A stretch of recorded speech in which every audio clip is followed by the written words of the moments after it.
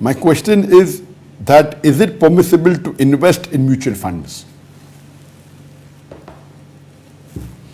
Before I reply to this question, let us understand what is a mutual fund. Mutual fund means that if you want to invest in stocks or shares of the company, you can go to the stock market and invest.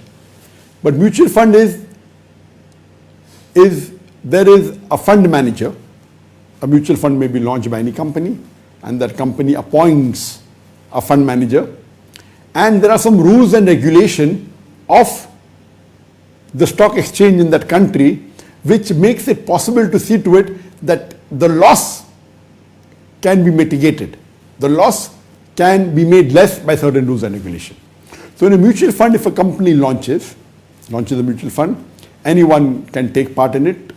There may be a minimum amount, it may be $100, maybe $500, $1,000, and people buy the number of units. And depending on the size of the mutual fund, when many people, hundreds of thousands of people join together, the size of the fund can be few $1 million, can be $100 million, can even be more than $1 billion. Now in a mutual fund where many people join together in investment, number one, the size of the fund becomes bigger. So you have more opportunities. Number two, the fund manager, he has to decide where to invest. Now there are some guidelines laid down by every stock exchange in different countries. That if it's a mutual fund, they may put a guideline that you cannot invest more than 20% or more than 30% of the total fund in one company. The other rule is you cannot buy more than 30% or 20% or 50%, whatever the rules are, of that one company, the limitations. And then there are limitations that the fund may say, okay, we are going to invest in many, so they invest in many funds. Some invest in 50 funds, maybe 50 shares, maybe they invest in 50 different companies. Some may invest in more than that, some may less, but they invest in a variety of companies, so a risk is mitigated. And you yourself are free from taking the decision because they're giving to an expert, that fund manager expert in that field. You personally are not responsible for the decision, he is responsible, and that fund and that company takes a fee for management, maybe 1% of your investment, or maybe less, or maybe more, maybe 2% of your investment value, they take as their fee for managing your fund. But since it's a big pool, you have more chances.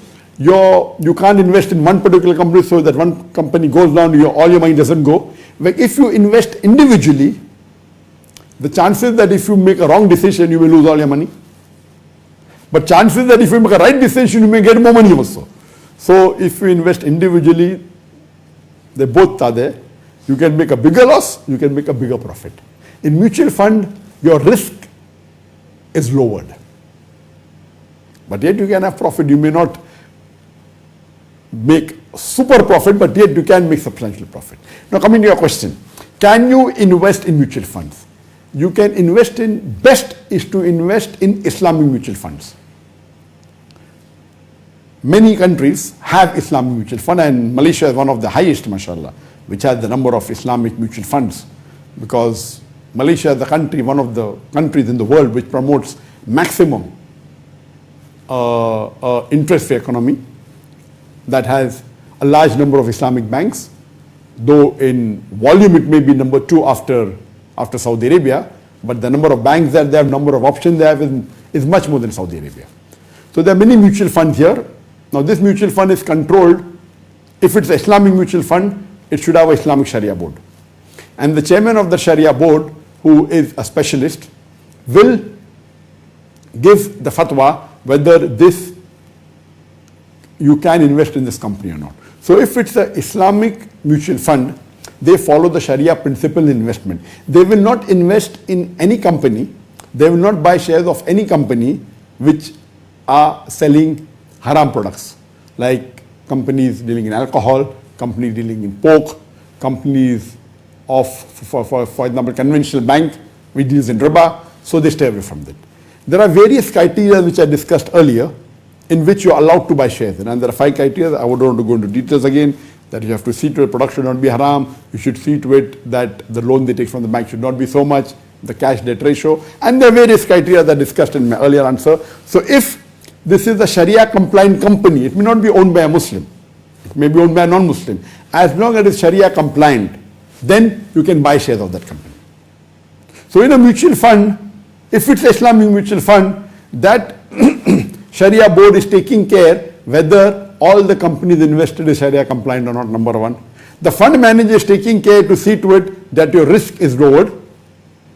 So you may get a moderate profit, or there may be different ways they invest in mutual fund. It can be a low risk mutual fund. They said we will only invest in sukuk.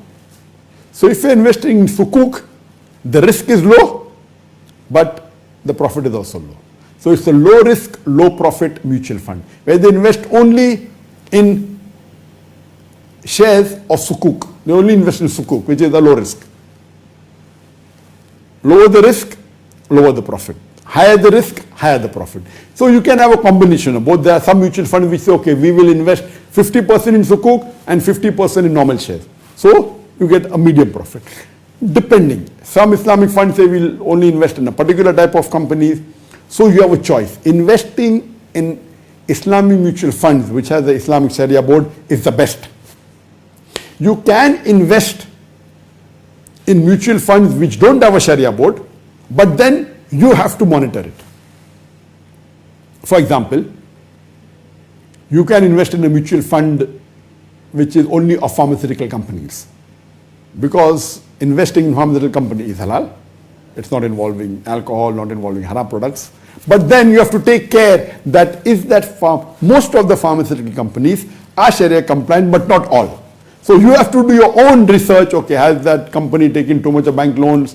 If it's going beyond the level, is there any haram income? So you will have to monitor that. So you can invest in mutual funds which don't have a Sharia board, which may not be Islamic mutual fund, but by nature it may be Islamic, but you have to monitor.